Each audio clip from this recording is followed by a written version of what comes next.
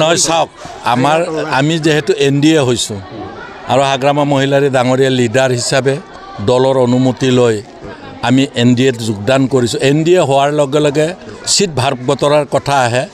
গতিকে হাগ্ৰামা মহিলাৰী ডাঙৰীয়া ইতিমধ্যে নিশ্চয় NDAৰ মিত্ৰ দল হিচাপে ডাঙৰ দল ভাৰতীয় জনতা পাৰ্টি তেওঁলোকৰ লগত আলোচনা কৰিছে আৰু তেওঁলোকেও কিছু তেওঁলোকৰ সুবিধা থকা চিট বিচাৰিছে আৰু আমাৰ দলে 12টামান চিটত খেলাৰ কথা ভাবিছে আৰু বন্ধু পাৰ্টিক 3টামান দিয়াৰ কথা ভাবিছে।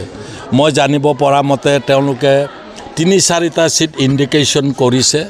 তাৰ ভিতৰত মোৰটো আছে তেওঁলোকে বিচৰা যেটো টংলা। এটা মইতো টংলা সমষ্টিৰ বিধায়ক নহয়, কালেগাঁও সমষ্টিৰ বিধায়ক। মোৰ আধা ভেৰগাঁৱত পৰিছে, আধা টংলাত পৰিছে। এতিয়া দলৰ সভাপতি ডাঙৰীয়াই য'তেই হুকুম দিয়ে নিৰ্বাচন খেলিবলৈ, সিদ্ধান্ত দিয়ে তাতেই নিৰ্বাচন খেলিম। মোৰ বিশেষ চইচ ক'ব পৰা মই ইমান দলৰ এনেকুৱা হোৱা নাই, কাৰণ সভাপতিৰ বাহিৰে চইচৰ কথা ক'ব পৰা বাকীবিলাকে নোৱাৰে। যিকোনো খবৰ আৰু বিজ্ঞাপনৰ বাবে যোগাযোগ কৰক 7896121996।